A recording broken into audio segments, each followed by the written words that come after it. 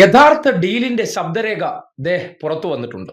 വർക്കലയിൽ ഇടതുപക്ഷ സ്ഥാനാർത്ഥിയായിട്ടുള്ള വി ജോയിയെ തോൽപ്പിക്കാൻ ബി.ജെ.പി. പ്രാദേശിക ഘടകം വർക്കല കഹാറിന് വോട്ട് ചെയ്യണമെന്നുള്ള ആഹ്വാനം വാട്സപ്പ് സന്ദേശമായി അയച്ച ശബ്ദരേഖ പുറത്തേക്ക് വന്നിരിക്കുകയാണ്. ബി.ജെ.പി. സ്ഥാനാർത്ഥിയായി മത്സരിക്കുന്ന ആലങ്കോട് ദാനശീലന് ഇത്തവണ വോട്ട് ചെയ്യേണ്ടതില്ല. അങ്ങനെ ഒരു ദുർബലനായ സ്ഥാനാർത്ഥിയെ അവിടെ നിർത്തിയിരിക്കുന്നത് ജോയിയെ തോൽപ്പിച്ച് കഹാറിനെ ജയിപ്പിക്കാൻ വേണ്ടി മാത്രമാണ്. അവിടെ ബി.ജെ.പിയുടെ ശക്തനായ സ്ഥാനാർത്ഥി നിന്നാൽ വോട്ട് സ്പ്ലിറ്റ് ചെയ്യപ്പെടും, ജോയ് ജയിക്കുന്ന സാഹചര്യം ഉണ്ടാകും. അതുകൊണ്ട് NDA സ്ഥാനാർത്ഥിയെ ദുർബലനാക്കി കഹാറിനെ ജയിപ്പിക്കാനുള്ള നീക്കവും അതിനുവേണ്ടി NDA അല്ലെങ്കിൽ ബി.ജെ.പി. എങ്ങനെയാണ് പണിയെടുക്കുന്നതെന്നത് ഈ ശബ്ദരേഖ ഒന്ന് കേട്ടെ. നിങ്ങൾ ഒരു കാര്യം ചെയ്യുക, എല്ലാവരും ഒറ്റക്കെട്ടായി നിന്നിട്ട് നമ്മളെ വോട്ട് നല്ല രീതിയിൽ ഇടുക. അത് കഹാറിനെ വിജയിപ്പിക്കാൻ വേണ്ടി മാത്രമായിരിക്കാം. ജോയിയെ തോൽപ്പിക്കുക, കഹാറിനെ ജയിപ്പിക്കുക. നമ്മളെ ആൾക്കാർ എല്ലാ വോട്ടും കഹാറിന് കൊടുക്കുക. കഹാറിനെ ജയിപ്പിക്കണം. നമ്മളെ വോട്ടെല്ലാം കൂടെ കഹാറിന് കൊടുക്കുക. നമ്മളെ ബി.ജെ.പി. താമരയിൽ ഒരു ചിഹ്നത്തിൽ ഒരു സ്ഥാനാർത്ഥി ഇല്ലല്ലോ, അപ്പൊ അതുകൊണ്ട് കഹാറിനെ ജയിപ്പിക്കുക. അങ്ങനത്തെ ഒരു ഒറ്റ ഇതേ ഉള്ളൂ. കേട്ടല്ലോ, ഇക്കുറി കഹാറിനെ ജയിപ്പിക്കണം. കേരളത്തിലെ ബി.ജെ.പിയുടെ ഒരു പ്രത്യേകതരം മുസ്ലിം വിരോധം നോക്കണേ.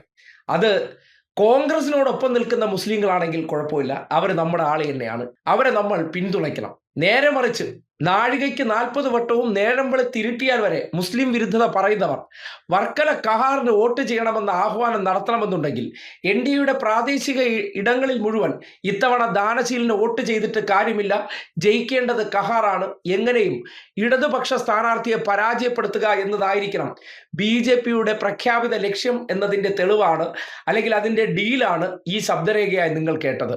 ഇങ്ങനെ കേരളത്തിൽ പലയിടങ്ങളിലും ഡീലുകൾ ഉറപ്പിച്ചിട്ടുണ്ട്. എന്നാൽ ആ ചെയ്യുന്ന പ്രവർത്തനങ്ങൾ NDA അഥവാ ബി.ജെ.പിയിലുള്ള ചില നേതാക്കന്മാർക്ക് അവരുടെ പാർട്ടിയെ ചതിക്കുന്നു എന്ന് കണ്ടപ്പോൾ അതിൽ മനസാക്ഷി കുത്തുണ്ടായിട്ടാണ് 916 സംഘികൾ ഇതെടുത്ത് പുറത്തേക്ക് ചോർത്തിയത്.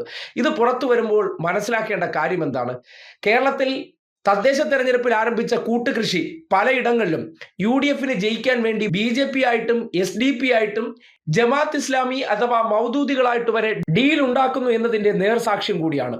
ഇത്തരം യാഥാർത്ഥ്യങ്ങൾ പുറത്തു വരുമ്പോഴും കേരളത്തിലെ മാധ്യമങ്ങൾക്ക് ഇത് വാർത്തയല്ല, ചർച്ചയല്ല. NDA നേതാവിൻ്റെ ഈ ശബ്ദരേഖ പുറത്തു വരുമ്പോൾ കേരളത്തിലെ മാധ്യമങ്ങൾക്ക് അത് ആരാണെന്ന് അന്വേഷിച്ച് പോകാൻ പോലും തോന്നുന്നില്ല എന്നുള്ള ഒരു യാഥാർത്ഥ്യം കൂടി നിങ്ങൾ കാണണം. അതിന് ഒരു കാര്യം കൂടി പറയുമ്പോൾ നിങ്ങൾക്ക് ഓർമ്മ വരും. മുഖ്യമന്ത്രി പിണറായി വിജയൻ അദ്ദേഹം വേദിയിൽ സംസാരിച്ചു കൊണ്ടിരിക്കുമ്പോൾ ഒരു ചോദ്യം എന്നുള്ള നിലയ്ക്ക് സദസ്സിൽ നിന്ന് ഒരു വ്യക്തി ചോദിക്കുകയും അത് വീട്ടിൽ പോയി ചോദിച്ചാൽ മതി എന്ന മുഖ്യമന്ത്രിയുടെ പ്രതികരണം വന്നതിന് പിന്നാലെ ആ വ്യക്തിയെ തിരക്കി വീട്ടിൽ പോയ മാധ്യമങ്ങളെ നിങ്ങൾക്ക് ഓർമ്മയില്ലേ? ആ വീട്ടിൽ പോയി തേഞ്ഞൊട്ടി വന്നവർ പക്ഷേ ഇങ്ങനെയുള്ള ശബ്ദരേഖകൾ പുറത്തു വരുമ്പോൾ എന്തുകൊണ്ട് തേടി പോകുന്നില്ല എന്നൊന്ന് അന്വേഷിച്ചേ.